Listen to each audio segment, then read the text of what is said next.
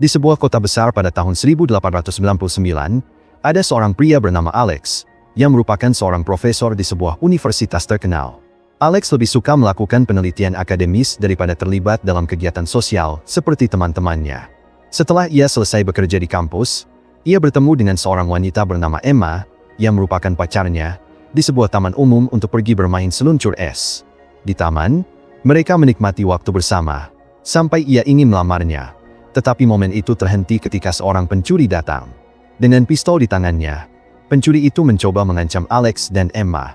Pencuri itu berniat mengambil semua uang mereka, termasuk cincin tunangan Emma. Namun, Alex tidak bisa membiarkan pencuri itu mengambilnya, sehingga ia melawan, yang menyebabkan pencuri itu secara tidak sengaja menembak Emma, dan akhirnya, dia pun habis. Alex, yang baru saja kehilangan tunangannya, mendedikasikan seluruh waktunya untuk mengembangkan sebuah penemuan. Dan akhirnya, ia pun berhasil membangun sebuah mesin waktu dalam 4 tahun, hanya untuk bisa melakukan time travel dan bertemu kembali dengan Emma. Alex mulai melakukan time travel kembali ke malam ketika ia bertemu Emma di taman. Dan ketika mereka akhirnya bertemu, ia menyarankan untuk berjalan-jalan di sekitar kota daripada pergi ke taman. Ia percaya semuanya akan baik-baik saja. Tetapi ketika ia meninggalkan Emma sendirian di trotoar untuk membelikannya bunga, sebuah kereta tanpa kuda menakuti kuda-kudanya, menyebabkan mereka berlari ke arahnya, dan akhirnya, Emma pun pingsan. Setelah insiden itu, ia segera membawanya ke rumah sakit. Tetapi ia sudah meninggal ketika mereka tiba. Teman dekatnya datang menemuinya di rumah sakit. Tetapi Alex tidak bisa menahan kesedihannya setelah menyaksikan kematian Emma 2 kali. Dalam keadaan depresi dan berduka, ia menghadapi David dengan pertanyaan mengapa ia tidak bisa mengubah masa lalu. Akibatnya, hal itu memicu ide baginya untuk melakukan perjalanan ke masa depan untuk menemukan jawaban atas pertanyaannya. Perjalanannya ke masa depan dimulai, dan ia kembali ke mesinnya dengan tekad, akhirnya melakukan time travel ke tahun 2030. Pada tahun itu, umat manusia telah membuat kemajuan teknologi yang signifikan, memungkinkan mereka untuk melakukan perjalanan ke bulan dan menciptakan hologram. Ia mengunjungi perpustakaan umum, di mana seorang pustakawan holografik bernama Fox 114 menyapanya. Karena ia adalah pria holografik yang serba tahu, ia merekomendasikan sebuah buku untuknya. Namun, ia tidak datang untuk membaca buku, dan Fox ditanya olehnya tentang time travel dan mengapa masa lalu tidak bisa diubah. Pertanyaan itu mengejutkan Fox, dan ia mengklaim bahwa melakukan perjalanan ke masa lalu itu mustahil. Meskipun ia ingin menemukan petunjuk sekecil apapun untuk pertanyaannya, ia tidak memperoleh informasi apapun. Tanpa menerima bantuan, ia mulai melakukan perjalanan lagi ke masa depan untuk menemukan jawabannya. Tetapi ketika ia tiba pada tahun 2037, ia mendapati bahwa para kolonis bulan secara tidak sengaja telah menghancurkan bulan.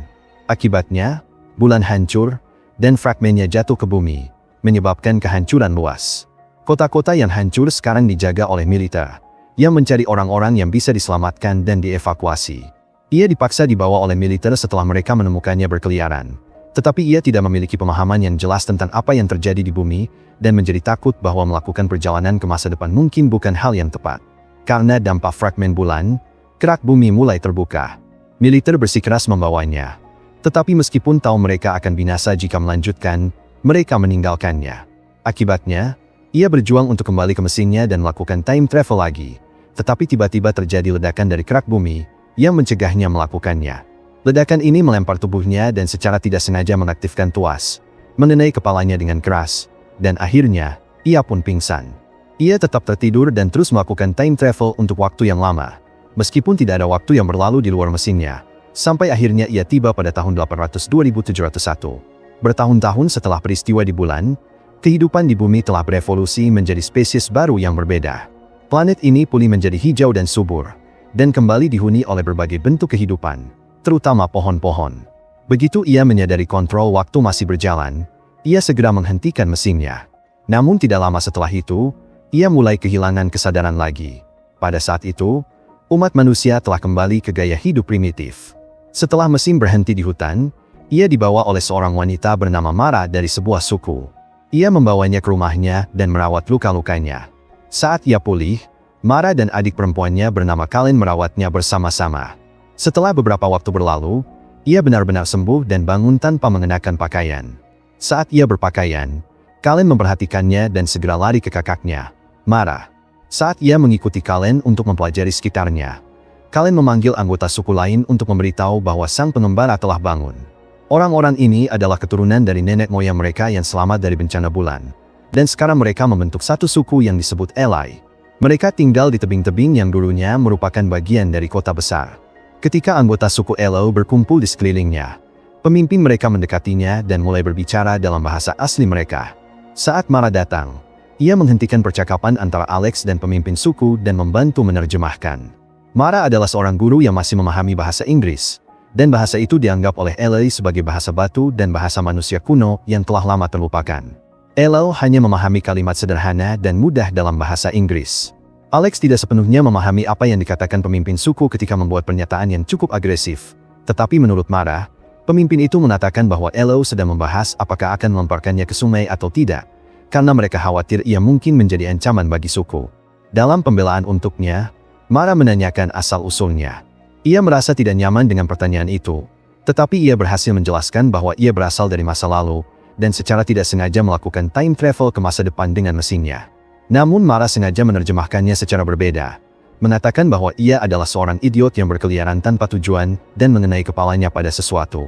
Hal ini membuat semua anggota suku, termasuk Mara, tertawa. Tetapi ia bisa mengabaikan informasi yang salah itu karena ia tahu Mara melindunginya dan mencegah kekacauan bagi suku. Suara seperti alarm yang menandakan orang-orang harus kembali ke rumah terdengar beberapa saat kemudian. Mereka bersiap untuk malam dengan menaikkan perahu dan tali, untuk mencegah makhluk masuk ke area mereka dan menyebabkan bahaya. Ia memilih untuk tetap bersama Mara dan Kalen, karena merekalah satu-satunya yang dapat memahaminya. Untuk membicarakan kehidupan mereka, Mara dan Alex naik ke lantai atas setelah menidurkan Kalen. Saat mereka tiba, Alex segera terpesona oleh desa tepi tebing, yang merupakan rumah suku itu. Ia dapat melihat bulan yang hancur ketika melihat ke langit malam, dan saat itulah ia menyadari bahwa mereka yang menghancurkannya telah melampaui batas jauh sekali. Saat Alex menjelajahi lebih jauh cara hidup suku itu, sebuah tempat duduk di samping Mara ditawarkan kepadanya. Setelah percakapan mereka beristirahat di tempat tidur masing-masing, sampai Alex mengalami mimpi buruk yang membangunkannya di tengah tidur, diikuti oleh teriakan ketakutan Kalen. Keesokan harinya, Mara membawa Alex ke sebuah tempat di mana nenek moyang mereka menyimpan batu-batu yang diambil dari reruntuhan sebuah bangunan terkenal di kota besar. Karena mereka sudah memiliki bahasa mereka sendiri, Alex merasa bingung mengapa mereka masih ingin berbicara dalam bahasa Inggris. Mara menjelaskan kepadanya bahwa bahasa itu adalah sesuatu yang diturunkan dari generasi ke generasi, dan ia tidak ingin melepaskannya karena ia percaya pasti ada alasan mengapa bahasa itu ada. Saat giliran Mara untuk menanyakan pertanyaan kepada Alex, ia menanyakan alasan utama Alex melakukan time travel.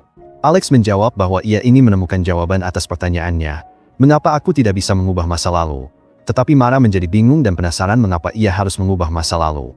Alex tidak bisa memberinya jawaban atas pertanyaan itu, yang mengembalikan kenangan tentang patah hatinya. Tetapi Mara segera menyadari bahwa Alex harus mengucapkan selamat tinggal kepada seseorang yang sangat dicintainya yang telah meninggal. Alex menanyakan kepada Mara sekali lagi mengapa ia tidak dapat menemukan anggota suku yang lebih tua, dan Mara memberitahunya bahwa mereka semua telah meninggal. Alex merasa itu mencurigakan, tetapi Mara menjelaskan kepadanya bahwa sebaiknya tidak membicarakan hal-hal yang tidak perlu dibahas. Namun, suku itu tidak terjebak di masa lalu. Sebaliknya, mereka bergerak maju dan menghormatinya dengan menciptakan hal-hal indah, seperti kincir angin besar yang mereka bangun di dekat tepi air. Kalen menyambut mereka dengan penuh semangat ketika mereka tiba di daratan, dan ia menunjukkan kepada Alex seperti apa puncak kincir angin setelah mereka sampai. Namun, Mara mencegahnya melakukan itu, karena satu-satunya tujuan kunjungan mereka adalah untuk memeriksa mesin waktu Alex. Mesin itu terletak beberapa ratus meter dari area air, di mana mereka akhirnya menemukannya. Alex memeriksa mesin itu untuk tanda-tanda kerusakan, tetapi tampaknya dalam kondisi baik dan berfungsi. Mengharapkan Alex membawa Kalen bersamanya, Mara bertanya apakah ia bisa menggunakan mesin itu atau tidak. Alex terlihat bingung, tetapi Mara memohon padanya untuk membawa Kalen pergi dari waktu ini. Tiba-tiba, Mara bergegas kepada orang-orangnya untuk mencari Kalen sebelum Alex bisa membuat keputusan, karena terdengar suara alarm. Ketika mereka sampai, makhluk yang dikenal sebagai Morlock mulai menembakkan panah yang dicat hitam untuk menandai target mereka, dan Kalen serta Mara termasuk di antara target tersebut. Kelompok Morlock lain bersembunyi di pasir, menunggu orang-orang yang berjalan dari hutan ke area air. Mereka dapat menyerang siapapun dan menculik mereka yang ditandai, sampai akhirnya Morlock kembali ke dalam pasir. Saat Kalen dikejar oleh Morlock, Alex memiliki rencana untuk menghentikan mereka, dimulai dengan melancarkan serangan terhadap mereka. Akhirnya, Alex menjadi target utama mereka dan mencoba melawan. Karena Alex bukan tipe orang yang lari tanpa bertarung. Ia memanjat kincir angin dan menantang mereka di sana. Beberapa saat kemudian, keduanya jatuh ke tanah, dengan seorang Morlock mencekik Alex. Tetapi Kallen tiba dan menakut-nakuti Morlock itu sebelum bisa menyerang lagi. Morlock kemudian terpaksa mundur saat alarm terdengar lagi. Dan setelah Alex dan Kallen menenangkan diri, mereka mendengar teriakan marah, ia telah diculik. Maka Alex bergegas untuk menyelamatkannya. Tetapi sayangnya, Morlock masuk ke dalam pasir bersama Mara sebelum Alex dapat menyelamatkannya. Alex bergegas menemui pemimpin kelompok dan dengan marah menanyakan mengapa mereka tidak bisa melawan. Dalam penjelasan yang belak-belakan, pemimpin itu menyatakan bahwa begitulah keadaan dunia sekarang. Jika manusia melawan, Morlock akan mengalahkan mereka terlebih dahulu. Dengan kata lain, umat manusia telah jatuh ke dasar rantai makanan, dan tidak ada harapan menemukan solusi apapun. Alex mendekati Kallen, yang sedang depresi, dan memintanya untuk memberitahu segala yang ia ketahui tentang Morlock. Tetapi Kallen telah tumbuh dengan mentalitas yang sama dan memilih untuk mengabaikan semuanya, menepis apa yang terjadi pada orang-orang yang diculik. Namun melalui pengungkapan apa yang ia ketahui tentang bumi baru, Alex menanamkan rasa percaya diri pada Kallen untuk berjuang sampai mereka berhasil. Kallen memberitahu Alex bahwa mereka tidak diperbolehkan membicarakan lokasi penculikan, tetapi ia tahu di mana hantu itu berada. Untuk menyelidiki lokasi tempat hantu itu ditemukan, Kallen dan Alex pergi ke sebuah gua. Ternyata reruntuhan perpustakaan umum kota besar adalah tempat hantu itu berada, dan Kallen menyebut Fox, pria hologram, sebagai hantu. Selama penjelajahan mereka di reruntuhan, mereka secara tidak sengaja mengaktifkan hologram yang menampilkan Fox, yang sangat senang dapat melihat dan berinteraksi dengan manusia setelah sekian lama. Selain itu, Alex sangat senang menemukan buku-buku yang masih ada, tetapi sayangnya, buku-buku itu telah berubah menjadi abu. Kehadiran Fox adalah keuntungan besar. Karena itulah yang memang dirancang untuk dilakukannya. Alex tidak membuang waktu dan segera menanyakan kepada Fox apa yang ia ketahui tentang peristiwa di Bumi Baru. Tetapi karena perangkat lunaknya belum diperbarui, Fox tidak dapat memberikan jawaban rinci untuk pertanyaan-pertanyaan itu. Namun, Fox menyadari bahwa di masa lalu, manusia, yang dulunya adalah satu ras, kini telah terbagi menjadi dua, dengan satu ras hidup di atas tanah dan ras lainnya hidup di bawah tanah. Cara hidup kedua spesies ini telah menghasilkan jalur evolusi masing-masing. Ketika Alex bertanya tentang kelangsungan hidup spesies bawah tanah, Fox tidak bisa memberikan jawaban, dan pertanyaan itu membuat Alex merasa semakin putus asa dan tak berdaya. Ia diberitahu oleh Fox bahwa suku Elo hanyalah spesies yang hanya berusaha bertahan hidup, tanpa koneksi dengan masa lalu dan tanpa aspirasi untuk masa depan. Meskipun tersinggung oleh perkataan Fox, Alex mendengarkan saat Fox menggambarkan betapa banyak penderitaan yang telah ia sadari sebagai akibat dari mengetahui semua yang terjadi di masa lalu. Fox bahkan mengingat hari pertama ia bertemu Alex.